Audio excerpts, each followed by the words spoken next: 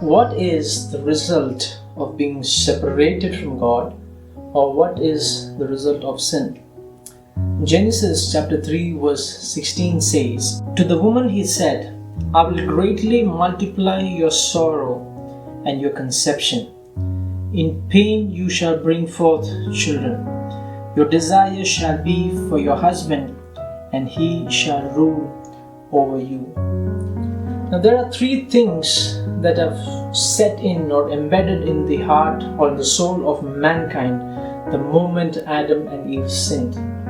Number one is sorrow, which includes loneliness, depression, and so on. And number two is pain. And number three is inferior feeling. Now, what do I mean when I say inferior feeling? Now, when you read this verse 16, where it says, "Your desire shall be for your husband, and he shall rule over you." When it says your desire shall be your husband, it doesn't mean that you will desire your husband, but what it means is, when you read in Hebrew terms or in other biblical translation, what it means is you will desire to control your husband or dominate your husband or rule your husband, but he will rule over you. Now you need to understand something, that both of these are wrong and both of these are byproducts of the curse. God didn't create woman to rule over her husband, and neither did God create man to rule over his wife.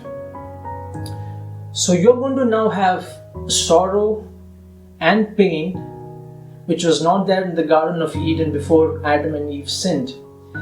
And now you're going to feel inferior and a need to dominate. You're going to have a sense of inferiority because sin always makes man cowards. And Romans chapter 3 verse 23 says, "For all have sinned and fallen short of the glory of God."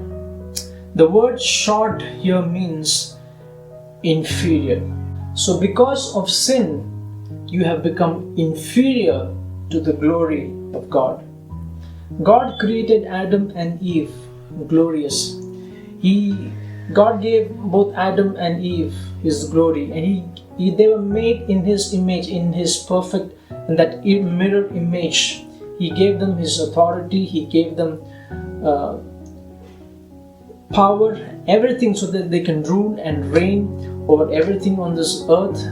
God gave them rulership and dominion over everything in this earth. And now when they have sinned, they have fallen short of the glory of God. They have fallen short, or they have fallen inferior to the glory of God, or they have become inferior to that person that God had created them to be. And this is what happens before we meet Christ, or before we are born again, that we live in sorrow and in pain and in continuous inferior feeling, always a sense to dominate. But the cross of Jesus Christ hits our heart and exchanges that sorrow with His love and joy and peace and the goodness of God.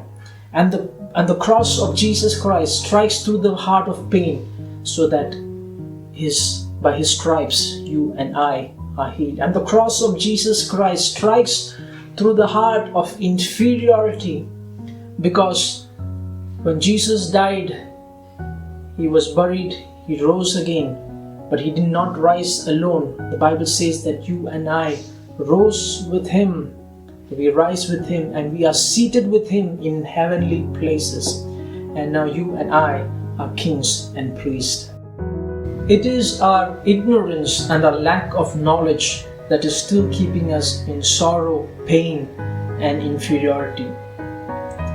It is not God's plan to keep you in sorrow and in pain and in inferior and in depression and below yourself, below the value which God has kept for you. God never intended you to keep you below your worth. Remember, you are so precious that God even bought you with His own precious blood. You are so much of worth that God gave up His life at the cross. So my prayer today for you is that you never live a life inferior to the glory and the person that God has created you to be. So until I see you again, Shalom and God bless.